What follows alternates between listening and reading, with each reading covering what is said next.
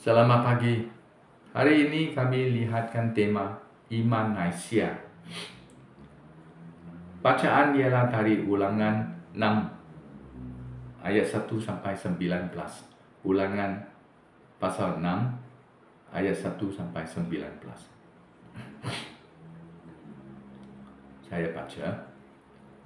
Inilah perintah, iaitu segala kaum dan peraturan yang kuajarkan kepadamu atas perintah Tuhan Allahmu untuk dilaksanakan di negeri yang akan kamu masuki serta duduki, supaya kamu dan anak cucumu takut kepada Tuhan Allahmu seumur hidupmu dengan berpegang teguh pada segala kaum serta perintahnya yang kusampaikan kepadamu, dan supaya lanjut umurmu. Jadi dengarlah baik-baik, wahai Israel, laksanakanlah semua itu dengan setia supaya baik keadaanmu dan supaya jumlahmu menjadi sangat ramai di negeri yang berlimpah-limpah susu dan madu, seperti yang telah dijanjikan Tuhan Allah nenek moyangmu kepadamu. Dengarlah wahai Israel, Tuhan ialah Allah kita, Tuhan itu Esa. Kasihilah Tuhan Allahmu dengan sepenuh hatimu, dengan sepenuh jiwamu, dan dengan sepenuh kekuatanmu. Simpanlah dalam hatimu kata-kata yang kusampaikan kepadamu pada hari ini. Ajarkanlah kesemuanya dengan sesama kepada anak-anakmu, dan bicarakanlah semua itu ketika engkau duduk di rumahku, ketika engkau dalam perjalanan, ketika engkau berbaring, dan ketika engkau bangun. Ikatkanlah semua itu sebagai tanda peringatan pada tangan dan dahimu. Kemudian tuliskanlah pada tiang-tiang pintu rumahmu dan pada pintu-pintu gerbangmu. Apabila Tuhan Allahmu telah membawa engkau masuk ke negeri yang telah Dia sumpah untuk memberikan kepada nenek moyangmu, yaitu Abraham, Ishak, dan Yakub, kota-kota besar dan baik yang tidak engkau bangunkan, rumah-rumah yang penuh dengan segala sesuatu yang baik yang tidak kau isi, perigi-perigi yang tidak kau gali, kebun-kebun anggur dan pokok-pokok zaitun yang tidak kau tanam, dan engkau makan sampai kenyang. Berhati-hatilah, jangan sampai kau lupakan Tuhan yang telah membawamu keluar dari tanah Mesir, dari tempat perhambaan. Takutlah kepada Tuhan Allahmu, beribadatlah kepada-Nya, dan bersumpahlah demi nama-Nya.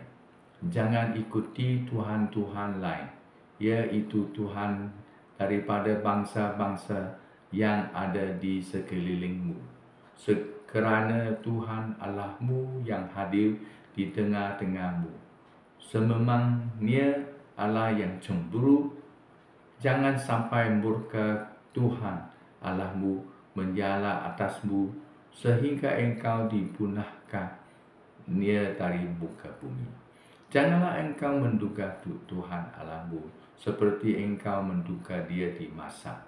Hendaklah kamu benar-benar berpegang teguh pada perintah-perintah Tuhan Allahmu serta segala peringatan dan kaum yang disampaikannya kepadamu. Lakukanlah apa yang benar dan baik di mata Tuhan, supaya keadaanmu baik dan engkau dapat masuki serta menduduki negeri yang baik yang telah Tuhan sumpah untuk memberikan kepada nenek moyangmu, dengan mengusir semua musuhmu dari hadapanmu, seperti yang difirmankan Tuhan. Inilah firman Tuhan. Syukur kepada Tuhan. Apa iman Naisia? tahun ini adalah ulang tahun 1700 tahun ulang tahun. Sebab pada Al-Masehi di tahun 325 iman Naisya sudah dijadikan. Ini untuk pernyataan kepercayaan Kristen. Sekarang sudah diterima oleh banyak denominasi, gereja Katolik, Ortodoks, Protestan semua. Perkembangan yang lebih terperinci tentang pengakuan iman rasuli. Sekarang dia ingin menggariskan doktrin keras tentang Yesus, Tuhan, Yesus, Roh Kudus, dan gereja. Sebab pengakuan iman rasuli dia tak cukup panjang, sangat baru saja jadi simpulan saja. Ini Naisya pada majelis pertama di Naisya sudah jadikan. Lepas itu majelis Konstantinopel pada tahun 381 Masehi dia disemak semula. Akuan iman ini semasa digunakan di ibadat liturgi. Mengapa adalah iman Naisya? Sebab-sebab itu. Satu ialah mentandangi perikatan pertikaian teologi. Pada masa sebelum 32 Masehi, pada masa itu ada banyak teologi-teologi yang tidak sama. Ada orang yang percaya satu Tuhan, ada orang yang percaya tiga Tuhan, ada orang yang percaya Yesus bukan Tuhan, ada orang yang percaya Roh Kudus bukan Tuhan. Sebab itu, yaitu Emperor Konstantin suruhkan semua bishop-bishop dan padri-padri yang berkumpul dan menjadikan satu kepercayaan, satu iman untuk semua gereja. Lepas itu, ini sekarang sudah bersatu tentang doktrin Kristen. Dan ini Naisya, iman Naisya ialah menjadikan pernyataan iman yang sama untuk komuniti Kristen. Di mana-mana komuniti Kristen ikutkan percayaan ini. Disemak lagi di Majelis Konstantinopel pada tahun 381. Dan dengan memperhalusi bahasa dan ketetapan teologinya. Ringkasan iman Naisya ialah kepercayaan kepada satu Tuhan. Mereka dapat ini dari perjanjian lama. Satu Tuhan. Kepercayaan kepada satu Tuhan Yesus Kristus. Ini adalah perjanjian baru. Mereka sudah menerima satu Tuhan Yesus. Dia ialah satu-satunya anak Tuhan. Dia diperanakan oleh Bapa. Penjelmaan kehidupan, kematian, dan kebangkitan Yesus ini penting. Dia dilahirkan daripada perawan Maria, menderita di bawah Pontius Pilatus. Nama mereka ialah sebab yang beritahu ini ialah di dalam sejarah. Ini bukan satu konsep orang yang lewat orang ingatkan tiada orang ini adalah satu fiction. Ini adalah satu cerita yang palsu. Kenaikan dan kepulangan Yesus ini adalah yang penting. Yang kepercayaan kepada Roh Kudus, Dia ialah Tuhan, Dia pemberian kehidupan berasal dari Bapa dan Anak. Yang kepercayaan kepada gereja, satu gereja yang kudus, Katolik dan kerasulan, satu pembaptisan untuk pengampunan dosa dan bangkitan oleh orang mati. Ini ringkasan iman Malaysia. Kita semua tiap-tiap minggu kita akan ulangkan ini iman Malaysia, menolong kami yang boleh faham. Tetapi bagaimana kita harus melayan iman Malaysia? Kita mesti lihat di Ulangan, Musa tuliskan, "Dengarlah wahai Israel, Tuhan ialah Allah kita, Tuhan itu Esa. Kasihilah Tuhan Allahmu dengan sepenuh hatimu, dengan sepenuh jiwamu, dan dengan sepenuh kekuatanmu." Ini Malaysia ini kita pun percaya iman Malaysia, Tuhan ialah Allah kita, Tuhan ialah Esa. Sebab itu kita Malaysia bukan ciptaan manusia dari lain, tetapi adalah asas dari Alkitab. Sebab ini kita pentingkan iman Malaysia. Iman Malaysia sebagai perintah Tuhan. Kita pun simpankan di dalam hati, kami pun ingati bila ketika engkau duduk di rumah, engkau dalam perjalanan, engkau berbaring, engkau bangun, ini kita mesti mau ingati, simpankan di hati kami. Kalau bolehkah sebagai tanda peringatan pada tangan dan tahi, atau tuliskan pada tiang-tiang rumah atau pintu-pintu gerbang. Ini ialah kata pada masa itu mereka yang tidak ada buku mesti mau tahu, tolongkan manusia, tolongkan semua orang yang siap sedia fahamkan iman ini. Ini perintah Tuhan. Kita mesti mau ikut bersama. Ini adalah perintah Tuhan. Perintah ini ialah persediaan sebelum memasuki tanah yang dijanjikan. Ini Musa kata, ini ialah perintah Tuhan. Sebelum engkau masuki, bila sudah masuk negara itu, engkau adalah perintah. Ini mesti ajar anak cucu takut Tuhan seumur hidup. Kalau buat begitu, ialah supaya baik keadaanmu. Bila engkau masuk ke tanah berlimpah-limpah susu dan madu. Ini ada persediaan seperti Kristian. Itu adalah perintah Tuhan bila kita sekarang masuk kerajaan Tuhan. Kerajaan Tuhan di bumi ialah gereja. Bila kita masuk gereja adalah perintah Tuhan. Perintah Tuhan itu kita mesti ajarkan anak dan cucu. Kita melaksanakan, percaya, pegangkan teguh. Ini adalah kerja kita. Lepas itu gereja boleh kembang dan kita boleh diberkati Tuhan. Dia syarat-syarat ialah dia kata, jangan sampai kau lupakan. Jangan lupa. Takutlah Tuhan. Sumpahlah dia. Jangan ikuti Tuhan-Tuhan lain. Kalau engkau ikuti Tuhan-Tuhan lain, Tuhan ialah Allah yang cemburu. Mengapa Allah pun cemburu? Dia cemburu.